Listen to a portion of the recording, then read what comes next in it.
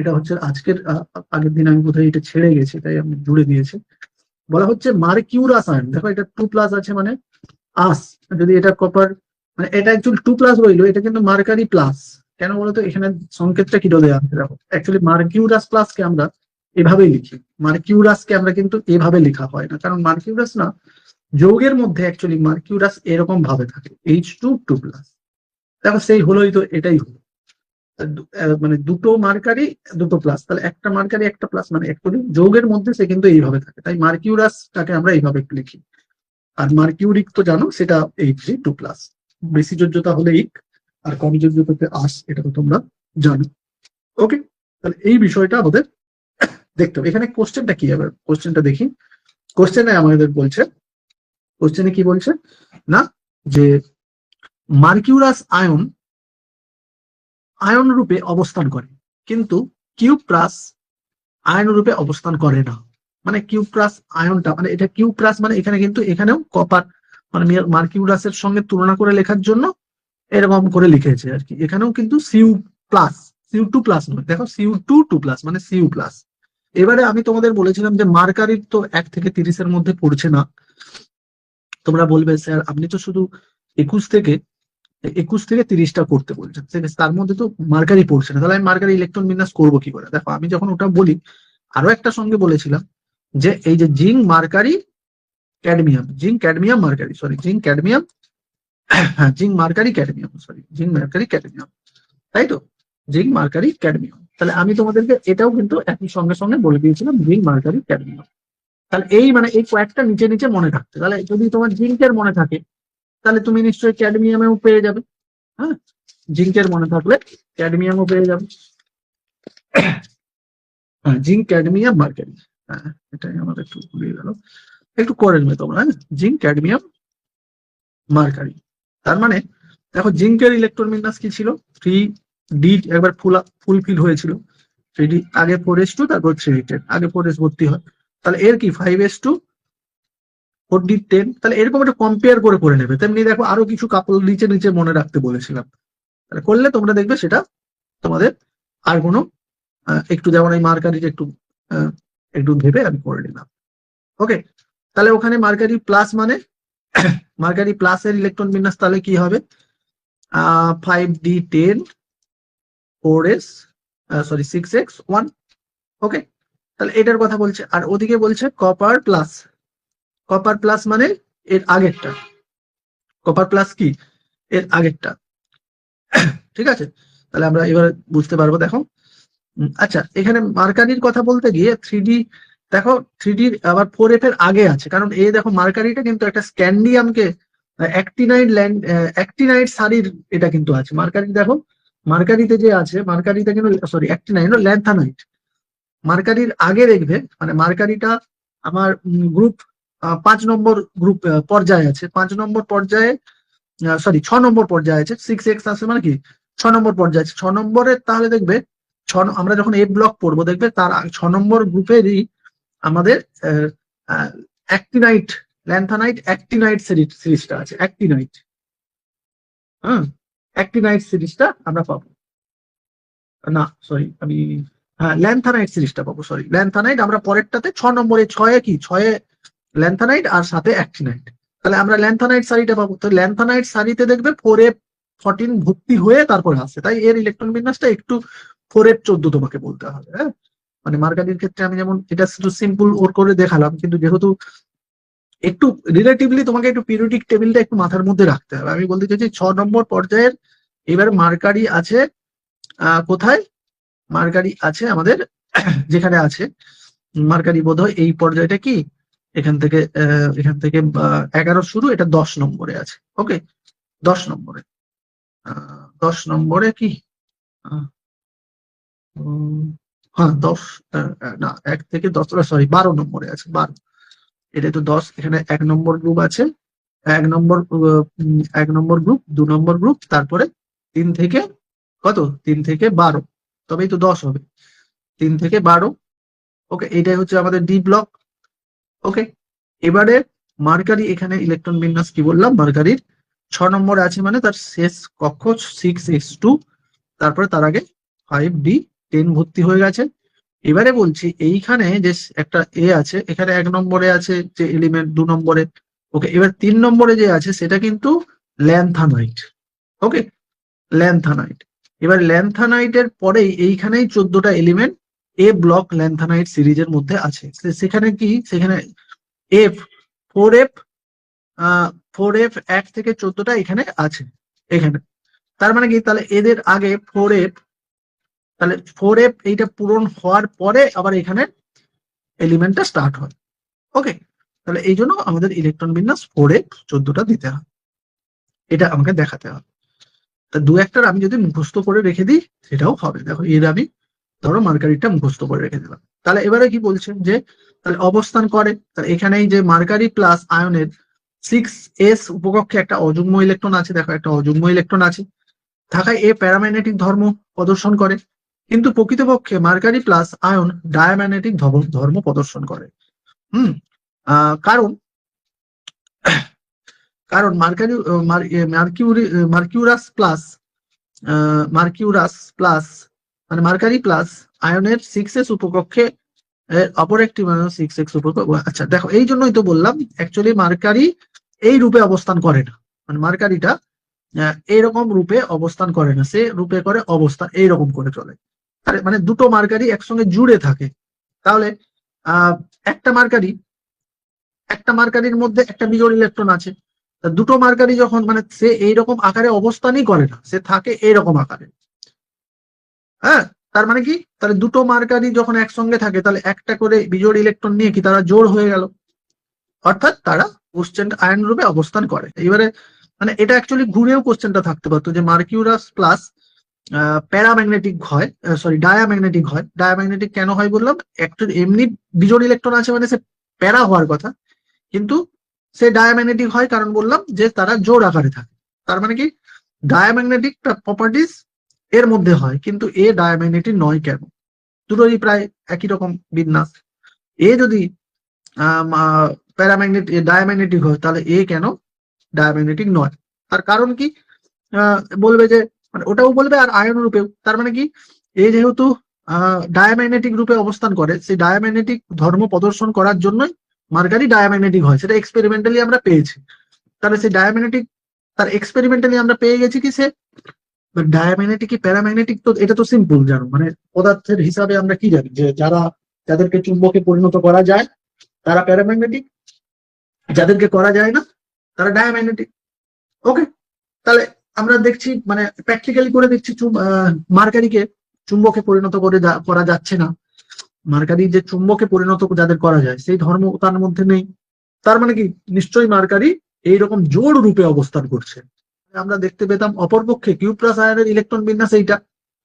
ওকে, এখানে দেখো Q plus ion মানে একটা ইলেকট্রন চলে গেছে, প্রত্যেকের একটা করে, মানে এর মধ্যেই তো এটাই তার ইলেকট্রন বিন্যাস করলে এর করবে। হ্যাঁ, দুটোর তো আমরা একসঙ্গে করতে পারি না, এর তো দুটোর একসঙ্গে আমরা করতে পারি না, আমরা একটাই করতে পারবো। তো এর করতে গিয়ে দেখবো যে আমরা যে এর মধ্যে আমরা সব জোড় ইলেকট্রন পাচ্ছি। দেখো সব জোড় 3D10। ওকে, মানে দেখো আমরা ইলেকট্রন বিন্যাস কি 3D কপারের ক্ষেত্রে জানি কি, আর্গন মানে 18টা হয়ে গেল, 3D 4s আগে এরকম করে লিখে নাও, তারপর ভর্তি করবে। আমরা কি জানি কপারের ক্ষেত্রে হয় এটা হচ্ছে 4s2 3D9 হতো, কিন্তু এটা ফুলফিল করার জন্য একটা ইলেকট্রন এখানে চলে আসবে, তাহলে এটা 1 হবে। তার কপার প্লাসের ক্ষেত্রে এখান থেকেই তাহলে ইলেকট্রন বেরিয়ে গেলে এটা কপারের ইলেকট্রন বিন্যাস। তাহলে অনেক সময় কি তোমাদের এই প্লাস 2+ এগুলো করতে অসুবিধা হয়, সেই জন্য আগে অবশ্যই রাফে হলেও তুমি অবশ্য খাতার মধ্যেও মূল উত্তরের মধ্যেও করতে পারো, কিন্তু রাফে করে দিলেও কোনো ক্ষতি নেই। কিন্তু যদি না করতে চাও রাফে লিখে কিন্তু এটা দেখে তুমি কপার প্লাসের করবে, না হলে কিন্তু তোমরা ভুল করে ফেলবে। আমি দেখছি যে এখন দেখা যাবে এইখান থেকে একটা ইলেকট্রন, কারণ অনেকে এটাকে কিভাবে লেখো, আগে 4s ভাবো যে ওই 4s আগে ভর্তি হবে, সেই জন্য 4sটা আগে লিখেও ফেলবো আগে, কিন্তু নিয়ম নয়, লেখাটা উচিত। তাহলে এই ভুলগুলো এড়ানো যাবে। 4s কিন্তু বাইরের কক্ষ, মানে 4s এ আগে ইলেকট্রন ভর্তি হবে, মানে তার মানে এই নয় যে 4sটা আগের কক্ষ।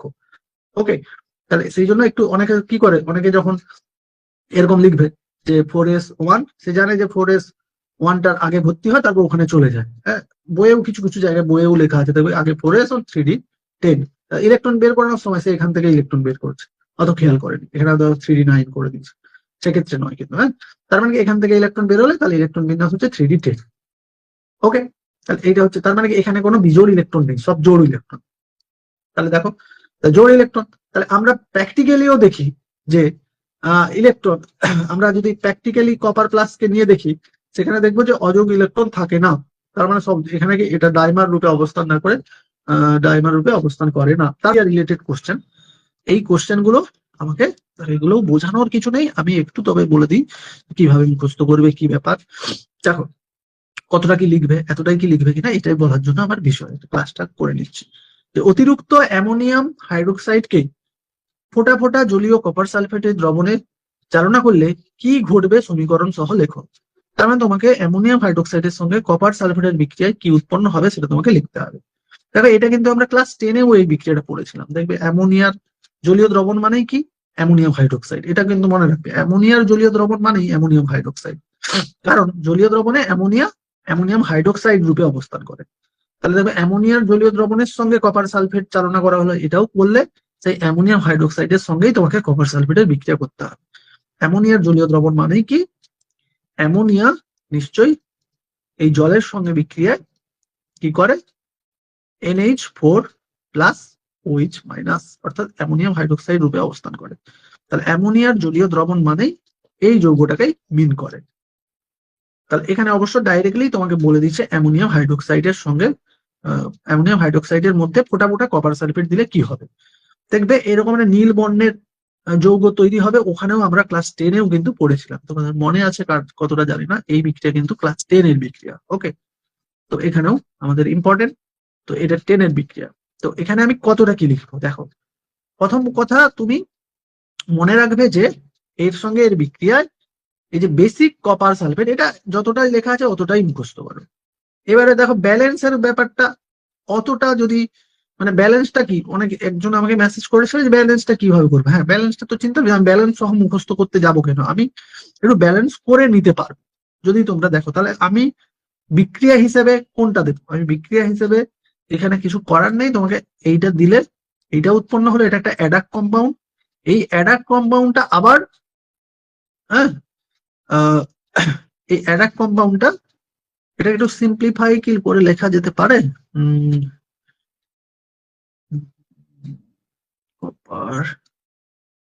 হ্যাঁ এটা কিন্তু মানে অ্যাকচুয়ালি এইটা তোমার এটা সিম্পলিফাই দুটো বিক্রিয়াই দিতে হবে। এই বিক্রিয়াটার জন্য একটু প্রবলেমেটিক, কিছু করার নেই, তুমি মুখস্থ করবে, এবার অন্ধাধুন মুখস্থ করবে, কিছু চাপ নেই। দেখো কি হচ্ছে না, এই প্রথমত কপার সালফেট অ্যামোনিয়াম হাইড্রোক্সাইডের সঙ্গে মিক্সার হয়ে এরকম একটা অ্যাডাক কম্পাউন্ড আর অ্যামোনিয়াম সালফেট উৎপন্ন হচ্ছে। তাহলে এই বিক্রিয়াটা তুমি মুখস্থ রাখবে কি করে, তাহলে এই বিক্রিয়াটা তুমি সিম্পল একটা মনে রাখো যে আমার এ করে এর সঙ্গে এর বিক্রিয়ায় এইটা তৈরি হবে, প্লাস অ্যামোনিয়াম সালফেট তৈরি হবে। এবারে দেখো এই NH4 অ্যামোনিয়াম সালফেটের সংকেত তোমাকে মনে রাখতে হবে। অ্যামোনিয়াম সালফেট, এই আজকে আমি একটা আমাদের সায়েন্স প্রজেক্ট করেছিলাম, মানে কেমিস্ট্রিতে প্রচুর উইক সবাই, আর কেমিস্ট্রিকে ভয় পায় বা নিরস সাবজেক্ট ভাবে, সেটার কারণ ক্লাস ছোটবেলা থেকে শুরু হয়ে যায়। হ্যাঁ, তোমরা মানে কেন বলো তো, তোমরা ধরো অ্যামোনিয়াম সালফেটেরও সংকেতটা তোমাদের মুখস্থ করতে হচ্ছে, এই জন্য ইনঅর্গানিকের রিয়াকশনটা তোমাদের ক্ষেত্রে কঠিন হয়ে যায়। তোমাদের দেখা গেল তোমরা হয়তো সংকেতটাও তোমাদের মুখস্থ, তোমরা মুখে মুখে মনে থাকছে না যে অ্যামোনিয়াম সালফেট উৎপন্ন হবে, অ্যামোনিয়াম সালফেটের যে সংকেতটা কি সেটাও তোমাদের হয়তো মনে নেই, অর্ধেক বেশিরভাগ জন লিখতে পারবে না সঠিকভাবে। আজকে আমি একটা আমাদের সায়েন্স প্রজেক্টে আমি কেমিস্ট্রির জন্য বানিয়েছিলাম লুডো, একটা ক্যাটায়ন লুডো। দেখো আমার স্ট্যাটাসে দেখবে ক্যাটায়ন লুডো, অ্যানায়ন লুডো। তাহলে ধরো এই দুটো লুডোকে একসঙ্গে ফেলবে, ধরো তোমার ক্যাটায়ন লুডোতে পড়লো অ্যামোনিয়াম প্লাস, এখানে সেখানে লেখা আছে অ্যামোনিয়াম প্লাস, তোমার পড়লো অ্যামোনিয়াম প্লাস, আর এদিকে পড়লো সালফেট, অ্যানায়ন লুডোতে পড়লো সালফেট। তাই দুটো তুমি খেলে এইটা দুটো তো তোমার পড়লো, তাহলে এই দুটোকে দিয়ে তোমাকে এর আয়নীয় যে যৌগটা, এই দুটো মিলে কি আয়নীয় যৌগ তৈরি হবে সেটার নাম এবং সংকেত লিখতে হবে। দেখো প্রথমত নাম তো একবারে তোমার এগুলো মুখস্থ রাখতে হবে, এর নাম অ্যামোনিয়াম আর এর নাম সালফেট। তাহলে এর নাম কি, এটা দুটো মিলে প্রথমে নিশ্চয়ই ক্যাটায়ন আসে, তারপরে অ্যানায়ন, তাহলে এর নাম কি অ্যামোনিয়াম সালফেট। এ পর্যন্ত ঠিক আছে, অ্যামোনিয়াম সালফেট, এইটা অব্দি দেখে দেখে লিস্ট টাঙানো আছে, লোকেদের বলে দিল অ্যামোনিয়াম সালফেট।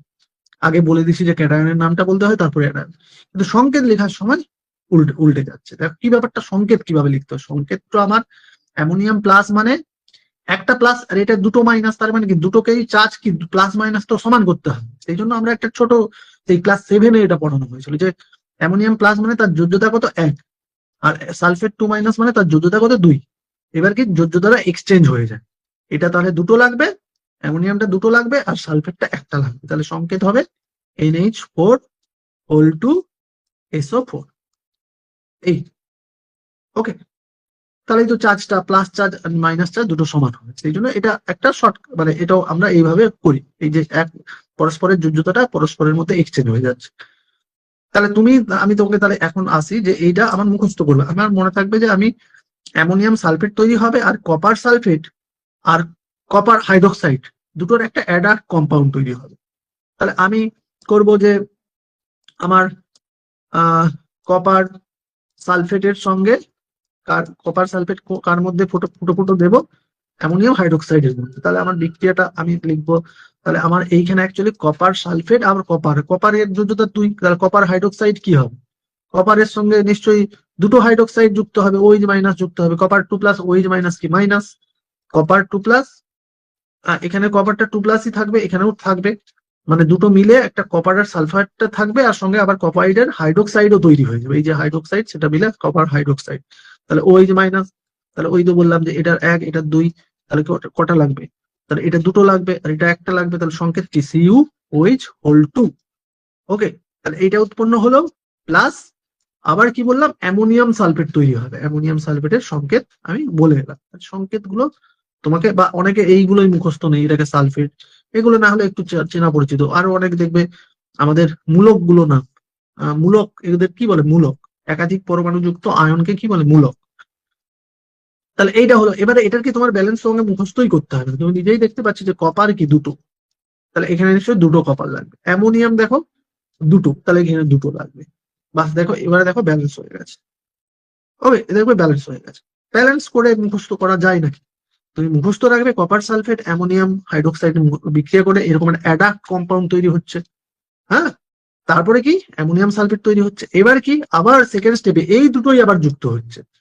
ওকে, দেখো সেকেন্ড স্টেপে দেখো এই দুটোই যুক্ত হচ্ছে উইথ আরো কিছু অ্যামোনিয়াম, মানে এক্সেস অ্যামোনিয়াম অতিরিক্ত অ্যামোনিয়াম হাইড্রোক্সাইড চালনা করলে, মানে এটা তৈরি হলো প্রথমে, আবার যদি কিছু অতিরিক্ত অ্যামোনিয়াম হাইড্রোক্সাইড দিই তাহলে কি হবে, এই যে পুরো একটা একটা জটিল যৌগ তৈরি হয়, নীল রঙের একটা জটিল যৌগ তৈরি হচ্ছে। দেখো বিক্রিয়াটা একেবারে এটা হলো আবার এতেই কি করছি অতিরিক্ত, মানে 6টা, তাহলে এবার ব্যালেন্সও এটা আর করার দরকার নেই, এখানেও আমরা তখন ব্যালেন্স করে নিতে পারবো। দেখো এটা তুমি যদি সংকেতটা মনে রাখো, কপার অ্যামোনিয়াম, হ্যাঁ ওই যে হেক্সা, তাহলে এটার নাম কি, টেট্রা অ্যামিন কপার, এটা তো ক্যাটায়ন হিসেবে হচ্ছে কপার, কপারের এর যোজ্যতা হয়তো 2 প্লাস, হ্যাঁ এর 2 প্লাস, তাহলে ব্র্যাকেটে রোমান হরফে 2 লিখে দেবে, আর কি সালফেট, কপার সালফেট। তাহলে এটা, তাহলে এবারে তুমি এই 8 অণু জল তৈরি করো, এবারে একটু ব্যালেন্স করলে দেখবে এখানে অ্যামোনিয়া টোটাল দেখো 4টা, মানে তোমার 8টা লাগবে। হ্যাঁ, এই যে NH2 এর সামনে 2 আছে, দেখো দুটো কপারের জন্য কি এখানে তোমাকে 2 দিতেই হবে, এবার 2 দেওয়ার সঙ্গে সঙ্গে কি এটা হয়ে গেল, সংকেতের মধ্য অনুযায়ী কি এটা 8টা হয়ে গেল, তাহলে এটা 8টা করার জন্য কি, এটা 8টা করার জন্য এখানে দুটো আছে, আর এখানে 6টা দিতে হবে, তবেই তো 8টা হবে। অ্যামোনিয়া কথা, এই যে NH3 এটা অ্যামোনিয়াম থেকে আসছে, তার মানে এখানে কটা হচ্ছে, এখানে 2 দিয়ে দিলে, এটা 2 দিয়ে দিলে কি হচ্ছে, এটা 2 দিয়ে দিলে আমার এখানে আমি যদি 2 দিয়ে দিই, এটাই আমার 2 দিয়ে দিলে কি হচ্ছে, তাহলে এটা কিন্তু 8টা হয়ে যাচ্ছে, দেখো 8টা, 4 দুগুণে 8টা, তাহলে এখানে দেখো অ্যামোনিয়াম সালফেট আর সালফেট বাড়িয়ে দেখো একটা একটা আছে, তাহলে অ্যামোনিয়া থেকেই তো অ্যামোনিয়াম থেকে অ্যামোনিয়া গুলো আসছে, তাহলে এখানে দুটো, আর তাহলে 8টা দরকার, তাহলে এখানে নিশ্চয়ই 6টা হবে। ওকে, 8টা জল, একটু আইডিয়া করে এগুলো কিন্তু তুমি লিখতে পারবে, একবারে হুবহু যে মুখস্থ করতে হবে তার কারণে কিছুটা মুখস্থ, হয়তো অন্য কোশ্চেনের থেকে কিছুটা এটা মুখস্থের উপরেই জোর দিতে হবে বিক্রিয়া, হ্যাঁ কিন্তু কিছু একটুটা বুঝে নিলেও পারবে। তারপরে এগুলো দেখো বেশিরভাগ আমি ওখানে নোটে দিয়ে দিয়েছি, কোনো চাপ নেই। তাছাড়া এরও একটা PDF নিশ্চয়ই তোমরা শেয়ার করেছিল ওই গ্রুপে, মানে পুরো এই যে গ্রুপের এই যে এটা রায় মার্টিনের সহায়িকা কোশ্চেন, তা তোমরা যদি নিশ্চয়ই গ্রুপের কারো কাছে যদি না পাও আমাকে বলবে, আমি তাহলে এর পুরোটা, যদিও আমি স্টার গুলো দিয়েই তোমাদের একটা নোটটা বানিয়ে দিচ্ছে আর সেটা বুঝিয়েও দিচ্ছে। আশা করি এর বাইরে আর বেশি করতে যেও না, মাথা খারাপ হবে, এই অন্য চ্যাপ্টারের বরং মন দিও। যেগুলো বলছি এগুলোই করবে।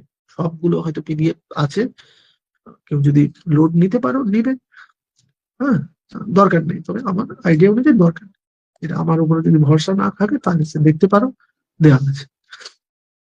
তো এটা কি, এটাও বোধহয় ওইখানে হয়ে গেছে। আচ্ছা যাই হোক, এটা হয়েছে কিনা আমি জানি না। এটা হয়ে গেছে। এটা ওই লাল বর্ণের হয় কেন, ঠিক আছে একটু দেখে নি। হ্যাঁ এটা হয়ে গেছে, এটা হয়ে গেছে, আগের দিন এটা বুঝিয়ে দিয়েছি। চলো, আর এইখানে বিক্রিয়া রিলেটেড বোধহয় আর কিছু নেই, পুরোটা ছবি তুলে নিয়েছি লাস্ট। হ্যাঁ এগুলোও হয়ে গেছে, এই টাইপের কোশ্চেন হয়ে গেছে।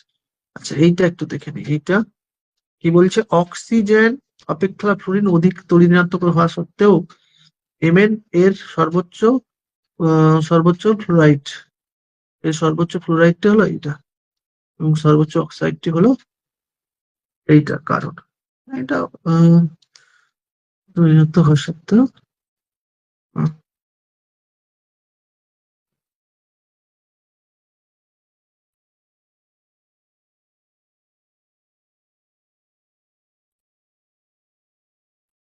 সক্ষম হলে তার উচ্চতর স্তরে ক্ষমতা বৃদ্ধি। আচ্ছা দেখো, এটার ব্যাপারটা বলতে চাইছি কি, ধরো আমরা সাধারণত জানি যে যে বেশি তড়িৎ ঋণাত্মক সে কি করবে, যার সঙ্গে জুড়বে তার তার জারণ সংখ্যা সে বাড়িয়ে দেবে। মানে আমি বলতে চাইছি, ধরো আমরা একটা কোশ্চেন করেছিলাম দেখবে, যে যারা আহ অক্সিজেন অক্সিজেন ফ্লুরিন এরা অন্য যৌগের সঙ্গে যুক্ত থাকলে তাদের জারণ সংখ্যাটা বেশি হয় কেন, মানে অন্য কোনো একটা মেটালের সঙ্গে ধরো জুড়ে আছে, তো মেটালের অন্যদের ক্ষেত্রে, অন্য মেটাল অন্যদের সঙ্গে ধরো হাইড্রোজেন কি সালফার কি ফসফরাস এদের সঙ্গে যুক্ত অবস্থায় যে এই মেটালের যা অক্সিডেশন নাম্বারটা থাকে, এদের সঙ্গে যুক্ত অবস্থায় অক্সিজেন আর ফ্লুরিনের সঙ্গে, কারণ এদের ইলেকট্রনিটি বেশি বলে, তাহলে কি করবে, মেটালকে আরো বেশি সে মেটালের থেকে ইলেকট্রন নিয়ে নেবে।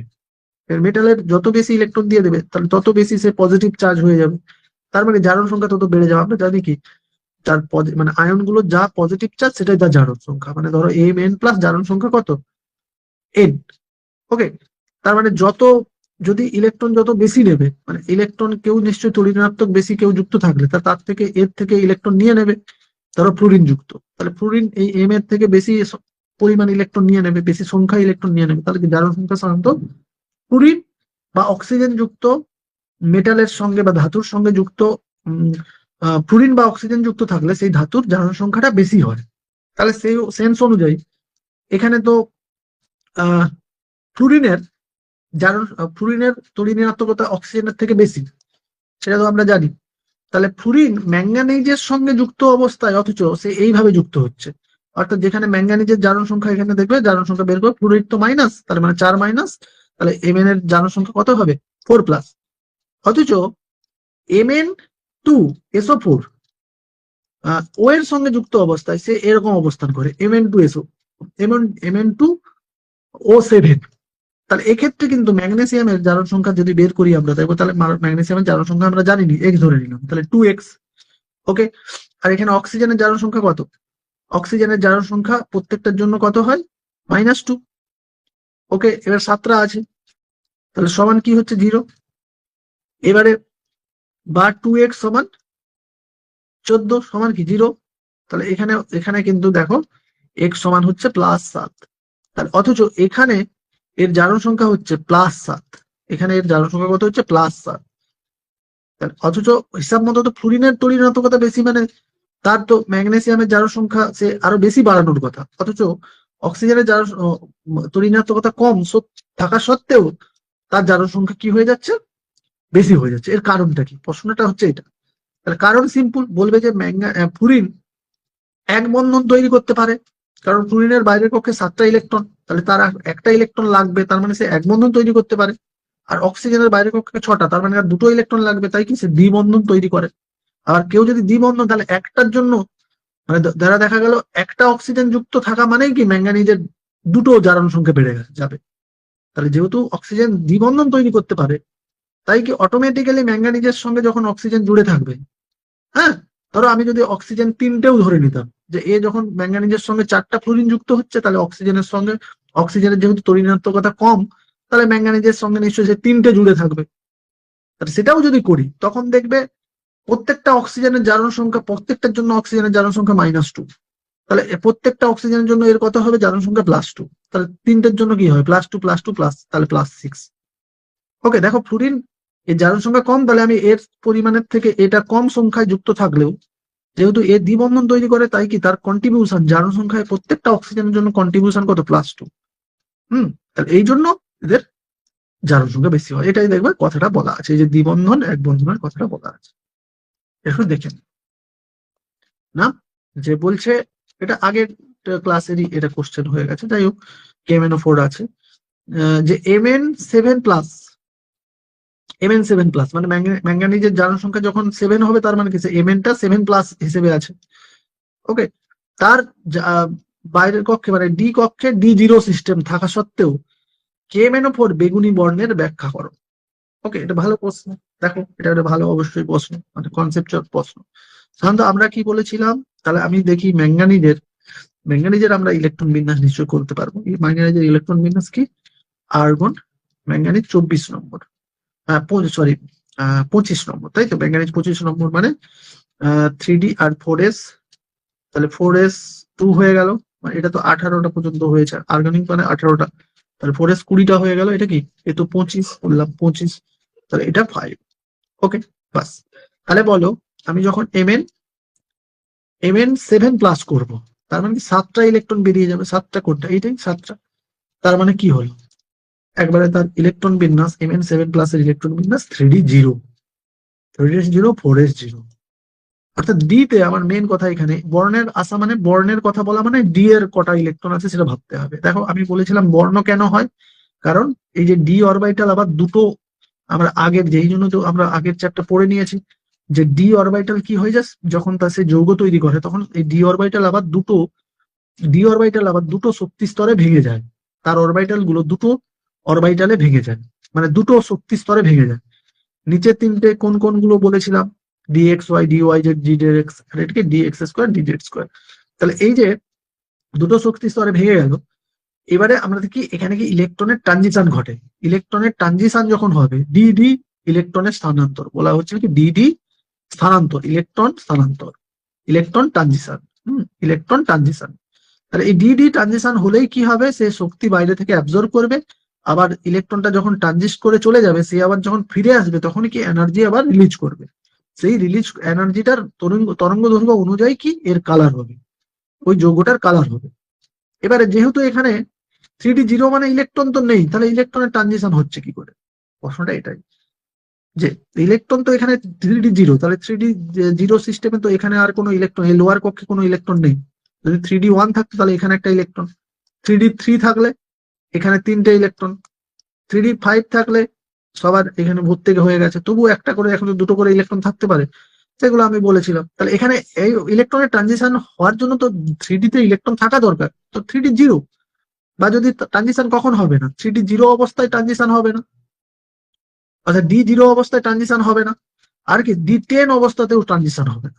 এও কোশ্চেন আমরা অনেক জায়গায় পড়েছি, কারণ 3D10 হয়ে গেলে কি না, সবগুলো জোর এখানে থেকে গেছে, তাহলে আর ইলেকট্রন তো আর ট্রানজিশন হয়ে যাবে কোথায়, এখানে তো আর, মানে এই লোয়ার কক্ষের ইলেকট্রনটা এখানে গিয়ে তো তার জায়গা থাকতে হবে, এখানে জায়গা তো নেই, ফুলফিল হয়ে গেছে, তা সেক্ষেত্রেও কোনো হবে না। তাহলে এখানে, তাহলে কোশ্চেনটা এটাই যে, তাহলে এই KMnO4 এর মধ্যে Mn কিন্তু 7+ হিসেবেই আছে, তাহলে এই কালার হচ্ছে কেন, এই বেগুনি কালার, KMnO4 আমরা জানি যে বেগুনি কালারের হয়, তাহলে বেগুনি কালারের হচ্ছে কেন, যদি Mn D0 হয়, তাহলে বেগুনি কালারের হচ্ছে কেন, তার কারণটা হলো যে এখানে ওই আমার কে জুড়ে আছে,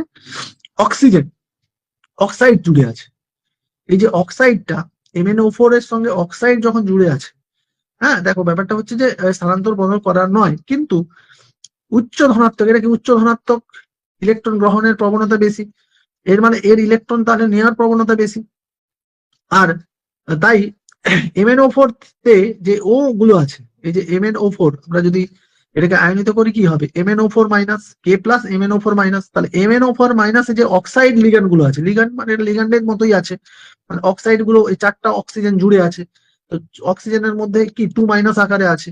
তাহলে এরাই কি করে না, এই ডি ফাঁকা আছে তো কি হয়েছে, যেহেতু অক্সিজেনের ইলেকট্রন গুলো আছে, তাহলে কি করবে এই যে লিগ্যান্ড গুলো অক্সাইড লিগ্যান্ড গুলো থেকে কেন্দ্রীয় ধাতব ইলেকট্রনের ট্রানজিশন করে। এখানে কোথা থেকে হয়, এখানে আর ডি ট্রানজিশন হচ্ছে না, কিন্তু এখানে অক্সিজেন থেকে মানে কিরকম হচ্ছে ভাবো, ধরো এখানে আমাদের ডি খালি আছে, ডি সব খালি আছে, মানে ধরো ম্যাঙ্গানিজ 7+ ডি সব খালি আছে। তাহলে এখানে অক্সিজেনের যে আছে, অক্সিজেনের 2 মাইনাস আছে, তাহলে তার দেখবে 2p4 বোধ হয়।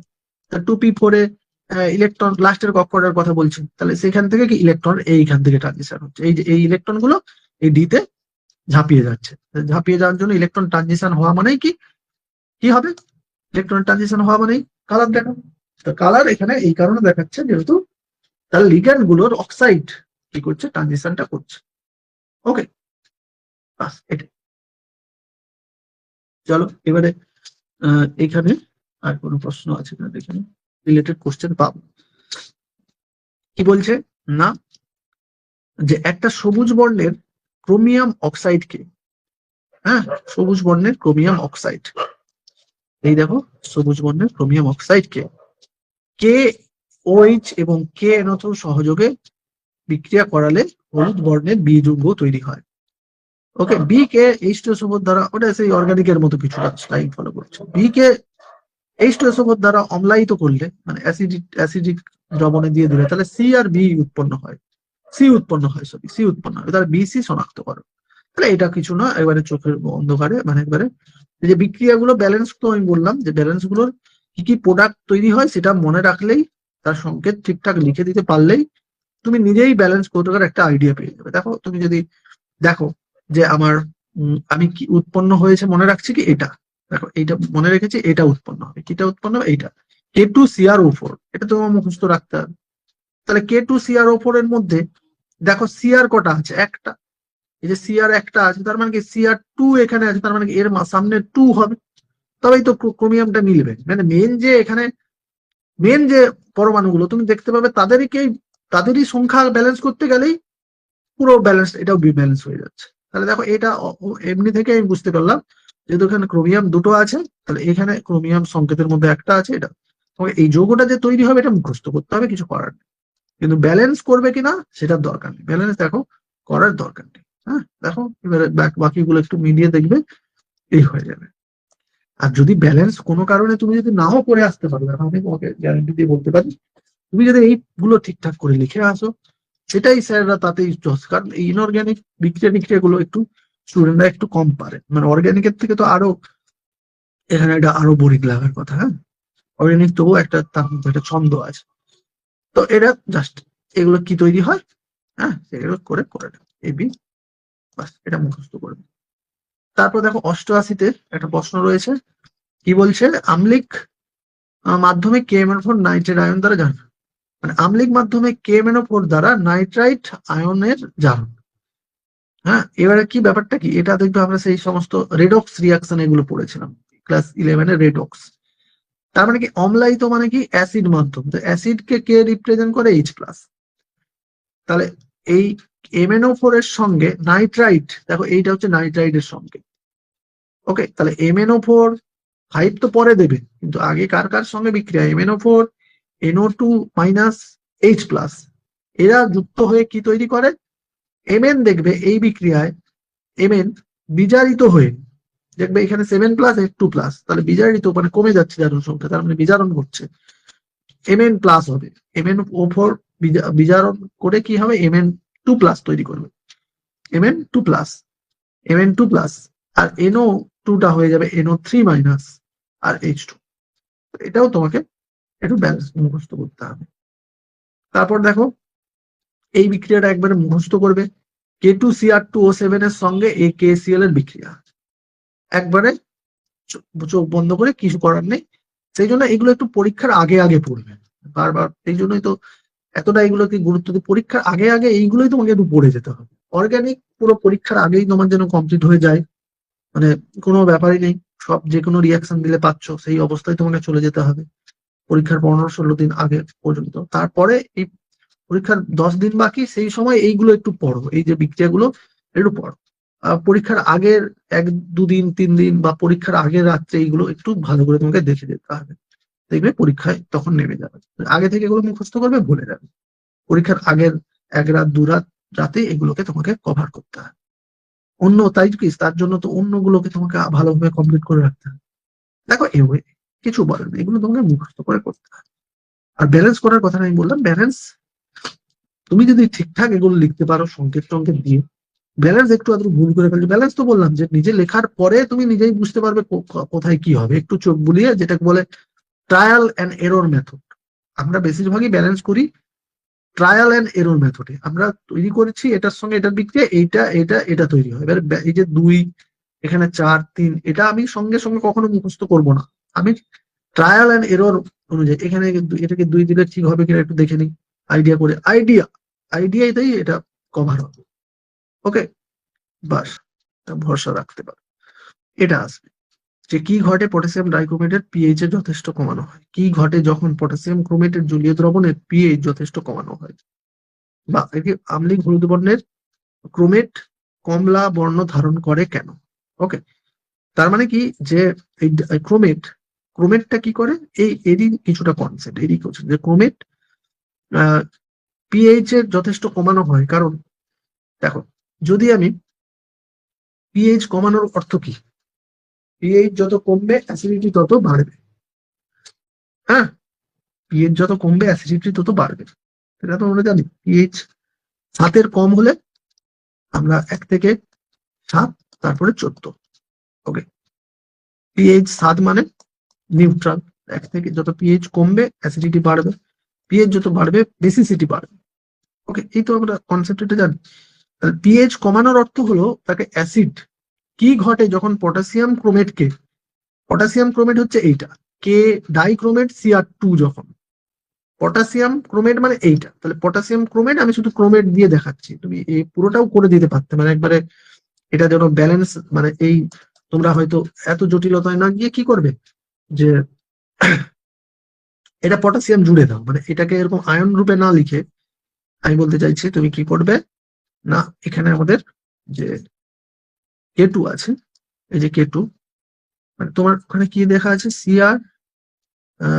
Cr2O7, এটা আছে Cr2O4, Cr4 2 - 2H প্লাস, আর Cr2O7 2 আর কোথায় জল, এরকম আছে। ওকে, তাহলে এখানে 2 আছে বলে ক্রোমিয়াম 2, এখানে 2 দেওয়া আছে। তাহলে তুমি যখন এটাকে মানে এই যে Cr2টা কোথা থেকে এলো, এটা অ্যাকচুয়ালি পটাশিয়াম ক্রোমেট, মানে K2 Cr O7 O4 potassium chromate, sorry এটা Cr2 দিয়ে দিলাম, K2 Cr O7 O4, Cr O4 potassium chromate, আর পটাশিয়াম ডাইক্রোমেট K2 Cr2O7। তাহলে তোমাকে বলা হচ্ছে যে আমি যদি K2 Cr O4 কে পিএইচ কম যুক্ত দ্রবণের মধ্যে রাখি, অর্থাৎ আমি কার মধ্যে রাখবো, অ্যাসিড দ্রবণে রাখবো, পিএইচ কম মানে অ্যাসিড দ্রবণে রাখা।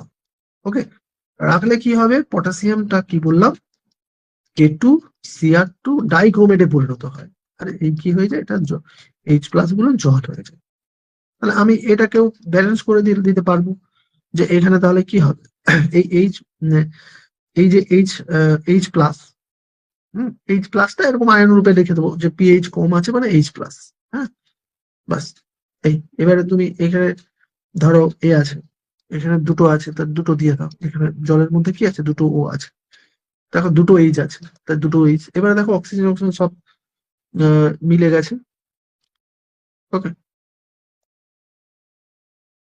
হ্যাঁ, এই দেখো, মানে আমি ব্যাপারটা বলতে চাইছি যে এইটাকে এইটা যেমন আছে মিলে গেছে, তাহলে এর যে এইটা মিলে গেছে, এটা মিলে গেছে। এবার তুমি যদি আয়ন রূপে এটা না লিখতে চাও, তুমি এখানেই করবে কি, K2, মানে 2 মানেই কি, তাহলে কি K2 লিখবে, মানে 2 K2 Cr O4। ওকে, আর এখানে লিখবে K2, মানে এই দুদিকে যদি দুটো পটাশিয়াম জুড়ে দিয়ে একবারে অণু করে এটা লিখে দাও। হ্যাঁ, এইদিকে যদি এখানে সঙ্গে দুটো পটাশিয়াম জুড়ে দাও আর এর সঙ্গে দুটো পটাশিয়াম জুড়ে দাও, তাহলে তো কোনো অসুবিধা নেই, দুদিকে তো পটাশিয়াম জুড়ে দিলে, মানে এটাকে আর আয়ন রূপে না লিখে তুমি লিখলে এখানে কি, এই যৌগটাকে লিখলে তুমি, এই যৌগটা লিখলে কি K2CrO4। ওকে, আর এখানে যে আছে, এখানেও যৌগ রূপে লিখবে K2Cr2O7। তাহলে মধ্যে কথা এই যে K2CrO4 K2CrO7 হয়ে যাচ্ছে। সেটা কি করে? কারণ সেটা অ্যাসিড মাধ্যমে পটাশিয়াম ক্রোমেট পটাশিয়াম ডাইক্রোমেটে পরিণত হয়ে যায়। এই কথা, পটাশিয়াম ক্রোমেট পটাশিয়াম ডাইক্রোমেটে পরিণত হয়ে যায়। এটা কিছুটা এরি, হ্যাঁ, এই এরি একটা এসে এখানে একটু এরি, এই কোশ্চেনটারই একটা রূপ। তবে এখানে প্রভাব লেখ বলছে, সেই জন্য একটু কি বলে বর্ণপর্ণ লাসাতেলিয়ার প্রিন্সিপাল এইসব কিছুটা আসছে জটিল অংশ, তাই এটার দরকার নেই। তাহলে এটার জন্য এটাই করবে যথেষ্ট। ওকে, এবার এই প্রশ্নটা দেখো, হলুদ বর্ণের ক্রোমেট বর্ণ ধারণ করে, হলুদ বর্ণের ক্রোমেট কমলা, এটা কি হলুদ বর্ণের, এগুলো তোমাকে ইনফরমেশন মনে রাখতে হবে। আর এটা কি কমলা বর্ণের। ওকে, এরপরের এই অনুরূপ প্রশ্নটাও দেখে নাও, একই রকম প্রশ্ন। তারপরে দেখো আমাদের K2Cr2 দ্রবণের পিএইচ বাড়ালে কি ঘটে। ওকে, একই K2Cr2 দ্রবণের পিএইচ বাড়ানোর অর্থ কি, তাকে দেখো ক্ষার মাধ্যমে, একই দেখো কথাটা কিরকম হলো, তাহলে উল্টোটা ঘটবে। ওকে, দেখো এই দুটো কোশ্চেন একবার সুন্দর, যে উল্টোটা ঘটবে, এখানে পিএইচ কমিয়েছো, তার মানে কি, সেই জন্য এটা কি হয়ে গেছে, পিএইচ কমালে এটা হয়ে যাবে, অর্থাৎ অ্যাসিড মাধ্যমে H+ মাধ্যমে এটা এটা হয়ে যাবে। আবার বলছে K2Cr2O7 এর পিএইচ বাড়ালে কি হবে, অর্থাৎ K2Cr2 7 এ যদি আমরা পিএইচ বাড়াই, অর্থাৎ তাকে কি মাধ্যমে রাখবো, ক্ষার মাধ্যমে। K2Cr2 পিএইচ বাড়ানোর অর্থই কি, K2Cr2O7 কে পটাশিয়াম ডাইক্রোমেটকে ক্ষার মাধ্যমের সঙ্গে বিক্রিয়া করালে কি হবে, ওইটা হয়ে যাবে, এক্সচেঞ্জ হয়ে যাবে। এটা অ্যাসিডিটি বাড়ালে K2CrO4 অ্যাসিডিটি বাড়ানোর অর্থ কি, পিএইচ কমানো। তার মানে কার সঙ্গে বিক্রিয়া করা, অ্যাসিডের সঙ্গে। অ্যাসিড মানে এখানে H+ মানেই এটা হতে পারে H2SO4, তাই তখন তোমাকে SO4 টোর আর একটা এক্সট্রা এসে ওখানে একটা যৌগ তৈরি করবে। NO3 হতে পারে, HCl হতে পারে, যে কোনো অ্যাসিড।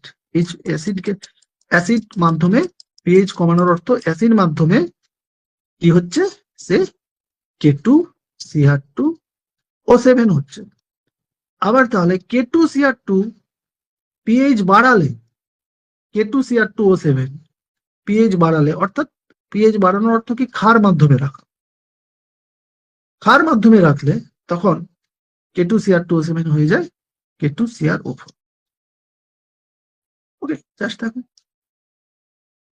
দুটো পরস্পর, এইগুলো এটা জাস্ট সংকেত, এটা মুখস্থ করবে, লিখে লিখে, ওই বললাম না এগুলো পরীক্ষার আগের দিন পড়বে, যে এর গঠন সংকেত দেখো, এর গঠন সংকেত, হ্যাঁ পড়ে নেবে। দেখো এর গঠন সংকেত, ক্রোমেট আয়নের গঠন সংকেত, হ্যাঁ। তারপরে এখানে কোশ্চেন আছে NaCl এর সঙ্গে K2Cr2O7 এর বিক্রিয়া, বাস মুখস্থ করবে। ওকে, বাস এগুলো মুখস্থই করলেই হয়ে যাবে। এও দেয়া আছে, এটা এরকম দেখো, এরকম কোশ্চেন আসে, এরকম কোশ্চেন কিন্তু আসে, এরকম টাইপের আমাদের কিন্তু কোশ্চেন আসে।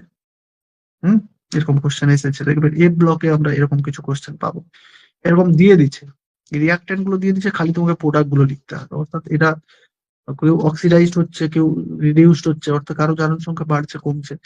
এখানে ক্রোমেট পটাশিয়াম ডাইক্রোমেট, মানে ডাইক্রোমেট গুলো ক্রোমিয়াম 3+ হয়ে যাবে। এখানে Fe2+ Fe3+ হয়ে যাবে, অর্থাৎ এ জারিত হচ্ছে। আর এখানে দেখবে Cr এর জারণ সংখ্যা বোধহয় +6 পাবে, +6। ওকে, তাহলে +6 কি হয়ে যাবে, +3 হয়ে যাচ্ছে, মানে জারণ সংখ্যা কমে যাচ্ছে, মানে বিজারণ হচ্ছে। প্লাস ক্রোমিয়াম, এখানে ক্রোমিয়াম গুলো কি অবস্থায় আছে, জারণ সংখ্যা +6 সম্ভবত, বের করে দেখবে। এখানে আবার ক্রোমিয়ামের একটু বের করানোর একটা গল্প আছে। তো যাই হোক, +6 আছে, +6 বা কিছু +7। তো এখানে কি হবে, তখন ক্রোমিয়াম কি +3, তাহলে +7 থেকে +3 মানে জারণ সংখ্যা কমে যাচ্ছে, তার মানে বিজারণ। আর এখানে প্লাস Fe2+ মানে জারণ সংখ্যা 2+, Fe3+ মানে জারণ সংখ্যা 3+, তাহলে জারণ সংখ্যা বাড়ছে। তার মানে কি জারণ হচ্ছে। তো এটাই তোমাকে এই বিক্রিয়াটা এইগুলো করে এই কোনটা জারিত বিজারিত হয়ে কি আয়ন তা হয় সেটা তোমাকে লিখতে হবে। ওকে, এইটা আমরা ব্যালেন্স করতাম, এইটা অ্যাকচুয়ালি ব্যালেন্স করা একটা ওই যে একবারে তোমাকে এইগুলো ব্যালেন্স না করে সেই আমরা পরীক্ষায় দিত যে আয়ন ইলেকট্রন পদ্ধতিতে ব্যালেন্স করো। হ্যাঁ, এটা আয়ন ইলেকট্রন পদ্ধতিতে ব্যালেন্স করা থাকতো এটা। Okay? সেটাই তোমাকে মুখস্থ করতে হবে এগুলো, এদের মধ্যে এটা পপুলার উদ্বোধনী কম্পাউন্ড। ওকে, তারপরে আমাদের আছে দেখো এইটা আছে, এটাও তোমার মুখস্থ করবে। ডবল স্টার আছে যে পটাশিয়াম ক্রোমেটের দ্রবণে H2O2 দিলে কি হবে, মুখস্থ। হ্যাঁ, এই সব এগুলো মুখস্থ বা আর কিছু বলার নেই, এগুলো একবার চোখ বুঝিয়ে আমি বললাম পরীক্ষার আগে পড়বে আর ব্যালেন্স দিয়ে মুখস্থ করবে না, এমনি কোনটা কি তৈরি হবে। বরং দেখো এর মধ্যে কিন্তু কোনটা কি তোমার নাম আছে, মানে মুখস্থ করার সময় কিন্তু একটা আইডিয়া রাখতে হবে যে কি কি তৈরি হচ্ছে। হাইড্রোজেন পারক্সাইড, এটা H2O2, মানে হাইড্রোজেন পারক্সাইডের সঙ্গে মানে এদের নামগুলো কিন্তু তোমাকে করতে হবে। আমি দেখো তোমাদের এটা যখন নোট বানিয়ে দেবো আমি কিন্তু এই কাজটা করে দেবো, অ্যাড করে দেবো, আর প্রত্যেকটা যৌগের নাম কিন্তু তোমাকে বলে দেবো। বেশিরভাগ এখানে নাম লেখা আছে, যেমন ক্রোমিয়াম পার অক্সাইড। ওকে, এটা K2Cr2O7 লেখে নেই, কিন্তু ওটা তো পটাশিয়াম ডাইক্রোমেট, আমি এগুলো উল্লেখ করে দেবো। এখানেও লেখা আছে পটাশিয়াম ডাইক্রোমেট, একবার লিখলে কি আর বারবার লিখে নি আর কি। কোন মানে তুমি যখন মুখস্থ করবে কার সঙ্গে কি বিক্রিয়া কি উৎপন্ন হবে সেটা কিন্তু একটু নাম দিয়ে যদি মুখস্থ করো তাহলে তুমি মুখস্থটা সহজে হবে। ওকে, বাস এই করে এগুলো করো। কিছু নতুন কিছু আছে এটা দেখছি।